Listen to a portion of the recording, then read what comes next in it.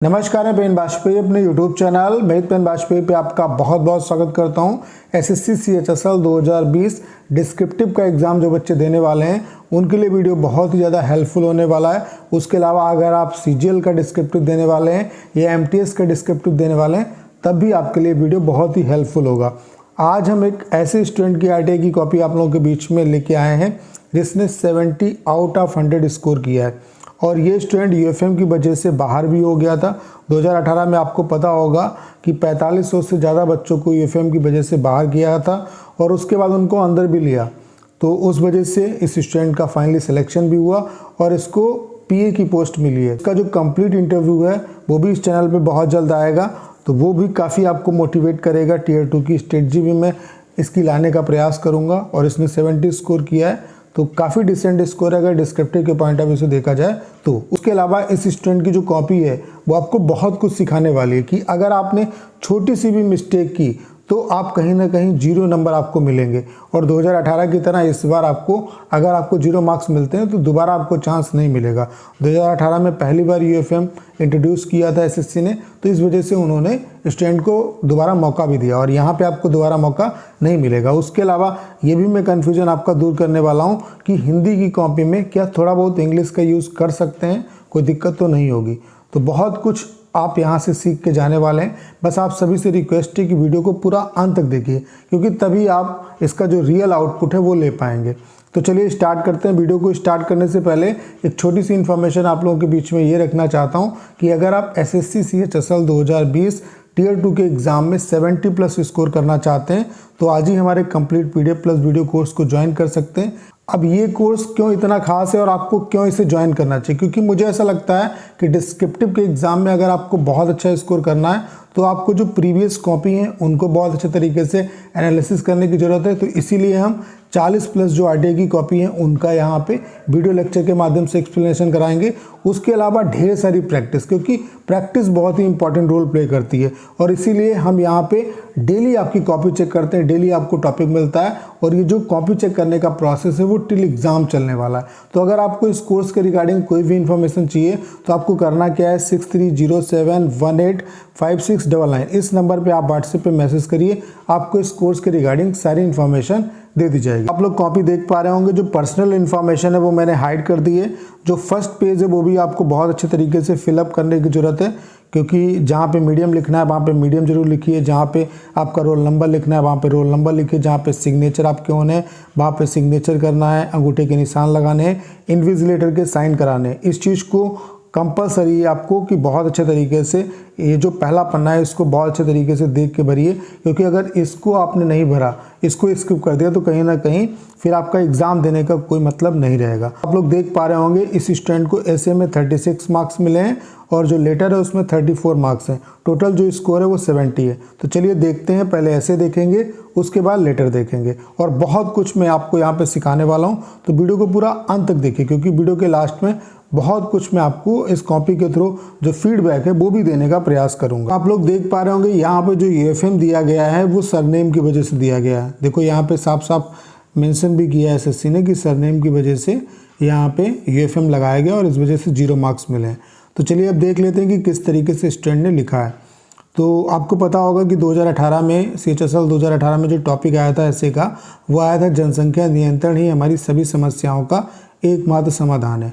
तो मैंने आपको इससे पहले भी कई कॉपियों में ये टिप्स दिए कि अगर आपको बहुत अच्छा ऐसे लिखना है तो सबसे पहले टॉपिक को बहुत अच्छे तरीके से पढ़िए, उसके बाद उस पर 4 से 5 मिनट आप विचार करिए कि उसके बारे में आपके पास बेस्ट से बेस्ट इन्फॉर्मेशन क्या है। उस इन्फॉर्मेशन को आप अपने एडमिट कार्ड के पीछे पॉइंट बाय पॉइंट बनाइए और फिर अपना एक रोड मैप तैयार करिए कि इंट्रोडक्शन में क्या डालना है, मेन बॉडी में क्या डालना है और कंक्लूजन में क्या डालना है। तो इस तरीके से जब लिखेंगे तो बहुत अच्छा लिख के आएगा, ठीक है। तो इस स्टूडेंट ने लिखना स्टार्ट किया है कि किसी भी देश की आर्थिक एवं सामाजिक प्रगति अधिकतम आंकड़ों में जनसंख्या पर निर्भर करती है। भारत जैसे विशाल देश में तो जनसंख्या वृद्धि दर और अधिक महत्व रखती है। जनसंख्या वृद्धि दर से काफ़ी समस्याएं उत्पन्न हो रही हैं, जैसे सबसे बड़ी समस्या है कि प्रत्येक नागरिक को उसकी योग्यता अनुसार रोजगार उपलब्ध कराना। अभी हाल ही में भारत में आर्थिक मंदी की उद्घोषणा लगभग हो चुकी है, जिसे कई आर्थिक एवं राजनीतिक सलाहकार जनसंख्या वृद्धि को ही दोषी ठहराते हैं। भारत जनसंख्या वृद्धि के मामले में चीन के बाद दूसरे नंबर पर आता है, परंतु जनसंख्या वृद्धि के कारण होने वाली प्रमुख समस्याओं में वन नेशन वन इलेक्शन। देखो, जो आपको डाउट है कि क्या इंग्लिश थोड़ा बहुत यूज़ कर सकते हैं तो कर सकते हैं, कोई प्रॉब्लम की बात नहीं है और स्टूडेंट को अच्छे खासे मार्क्स मिले हैं। वन नेशन वन इलेक्शन है, जिसके कारण भारत में एक साथ सभी राज्यों में चुनाव कराना संभव नहीं हो पा रहा है, जिससे आर्थिक एवं राजनीतिक समस्याएं उत्पन्न हो रही हैं तथा भारत सरकार के खजाने पर भी बोझ पड़ रहा है। परंतु जनसंख्या वृद्धि अधिक होने की वजह के बाद भी चीन जैसे देश विकासशील हैं।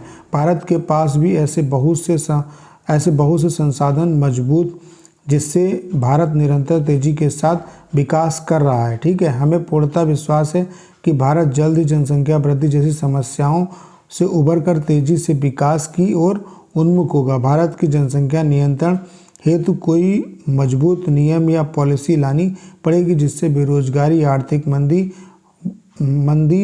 वन एक देश एक चुनाव, तो ये कुछ थोड़ा बहुत समझ में नहीं आ रहा है। वन नेशन वन इलेक्शन, ये तो ठीक है। वन एक देश एक चुनाव जैसी समस्याएं दूर हो पाएंगी, परंतु भारत के पास उचित संसाधन उपलब्ध हैं, जिससे भारत जनसंख्या नियंत्रण जैसी सामाजिक समस्याओं को नियंत्रण कर सकता है, जिसका सबसे उच्चतम उदाहरण है one nation one ration card योजना। भारत लगातार जनसंख्या नियंत्रण हेतु प्रयासरत भी है। आशा करते हैं कि इस समस्याओं के बावजूद भी हम निरंतर विकास के अवसर उपलब्ध करते रहेंगे। तो यहाँ पे देख सकते हैं आप 36 मार्क्स मिले।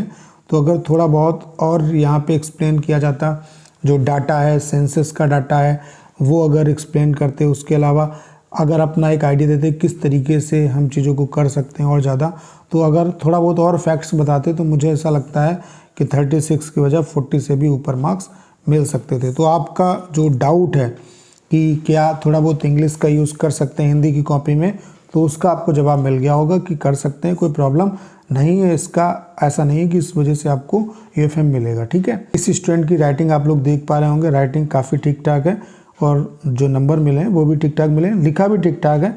थोड़ा बहुत फैक्ट्स की कमी है, अगर फैक्ट्स थोड़ा बहुत और ज़्यादा होता तो कहीं ना कहीं और अच्छा होता। ठीक है, अब लेटर देख लेते हैं। आपको पता होगा कि जो यूएफएम की प्रॉब्लम होती है वो लेटर में ही होती है, क्योंकि लेटर की वजह से ही आपको यूएफएम मिलता है।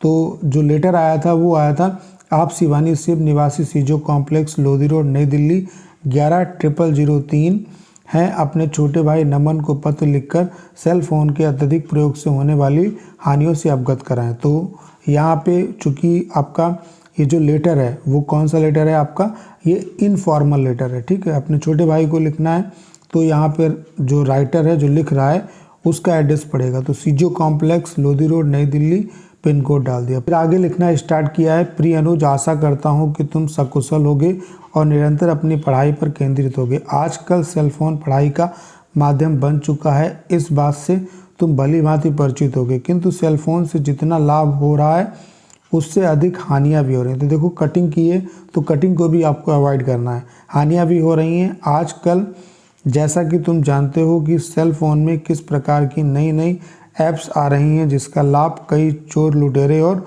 धोखेबाज उठा रहे हैं, जैसे ऑनलाइन पैसे स्थानांतरित करना या बेकार के संदेश आना, सारा दिन सोशल मीडिया पर समय बर्बाद करना इत्यादि हानियाँ, जिससे समय की बर्बादी के साथ साथ भविष्य की भी बर्बादी है। प्रिय अनुज, अभी तुम जिस युवावस्था में हो वह तुम्हारे लिए अत्यंत महत्वपूर्ण है। आशा करता हूँ कि तुम मेरी बात को गंभीरता से लोगे और सेल फोन का उचित रूप से प्रयोग करोगे और अपनी पढ़ाई पर ध्यान केंद्रित करके माता पिता के सपने साकार करोगे। छोटी बहन को बहुत सारा प्यार एवं स्नेहाशीष, माता पिता को चरण स्पर्श सादा प्रणाम। आप तुम्हारा अग्रज शिव प्रताप सिंह। देखो, शिव दिया है नाम वहाँ पे लिखने के लिए, लेकिन इसने प्रताप सिंह ऐड कर दिया। तो देखो, यहाँ पे जो टीचर है, जो एग्जामिनर है, उसने इसे अंडरलाइन भी किया और सर नेम की वजह से यूएफएम भी दे दिया। ठीक है, तो यूएफएम यहाँ पे छोटी बहन का यूज किया है, तो छोटी का यूज किया है, उसके अलावा अग्रज किया है, उस वजह से यूएफएम नहीं दिया। यहाँ पे इन्होंने अपने तरफ से एक्स्ट्रा ऐड कर दिया। तो मैं बस आपको यही कहना चाहता हूँ कि अगर आपके लेटर में पहली बात तो सारा आपको एड्रेस दिया होगा। 2019 में जो टॉपिक उन्होंने दिया, लेटर पूछा, तो उसमें राइटर का भी एड्रेस था, रिसीवर का भी एड्रेस था और कंप्लीट एड्रेस था। तो अगर आपको जो दिया है वो लिखिए, अदरवाइज़ अगर जैसे यहाँ पे नहीं दिया होता तो सिर्फ हम यहाँ पे इस तरीके से अंडरलाइन बना देते हैं, ठीक है, ताकि वहाँ पे मेंशन हो जाता है कि यहाँ पे ये जो नाम है वो स्किप है। जैसे अगर एड्रेस कंप्लीट नहीं है तो वहाँ पे इस तरीके से एड्रेस के जितने कॉलम होते हैं उन पे आप अंडरलाइन कर सकते हैं। उसके अलावा आपको इस बात का भी ध्यान रखना है कि जो नाम दिया है, जैसे शिव दिया है, तो आपको ऐसा नहीं वाजपेयी लगा दिया, प्रताप सिंह लगा दिया, अपने तरफ से कुछ भी आपको ऐड करने की ज़रूरत नहीं। जो दिया है वही आप लिखिए, जो नहीं दिया है तो अगर वहाँ पे ज़रूरत है तो वहाँ पे आप अंडरलाइन बनाइए। जैसे एड्रेस अगर कंप्लीट नहीं है तो वहाँ पे इस तरीके से कर सकते हैं। बाकी अगर लेटर आपका आएगा तो आपको कंप्लीट डिटेल दी होगी, कंप्लीट राइटर का एड्रेस, रिसीवर का एड्रेस दिया होगा। तो इन चीज़ों को आपको अवॉइड करना है, अपने तरफ से एक्स्ट्रा कुछ भी ऐड नहीं करना है। तो इस कॉपी से आप बहुत कुछ सीख पाए होंगे। इस तरीके की ढेर सारी कॉपी हम अपने कोर्स में करा रहे हैं, जिससे आपको बहुत ज़्यादा हेल्प मिलेगी। वहाँ पे हम CHSL की भी कॉपी कराएंगे, CGL की भी कराएंगे, TES की भी कॉपी कराएंगे, तो जिससे आप बहुत कुछ सीख पाएंगे। और हमारा जो कोर्स है उसका टारगेट यही है कि कम से कम प्राइस में हम आपको ज़्यादा से ज़्यादा वैल्यू प्रोवाइड करा सकें। जितने भी कोर्स मार्केट में चल रहे हैं वो मैक्सिमम से मैक्सिमम 10 से 12 कॉपी चेक कर रहे हैं, लेकिन हमें पता है कि डिस्क्रिप्टिव के एग्ज़ाम में प्रैक्टिस बहुत ज़्यादा इंपॉर्टेंट है, इसीलिए हम टिल एग्ज़ाम आपकी कॉपी चेक करने वाले हैं। तो अगर आपको इस कोर्स के रिगार्डिंग कोई भी इन्फॉर्मेशन चाहिए तो आपको करना क्या है, 6307185699 इस नंबर पे आप व्हाट्सएप पे मैसेज करिए, आपको इस कोर्स के रिगार्डिंग सारी इन्फॉर्मेशन दे दी जाएगी।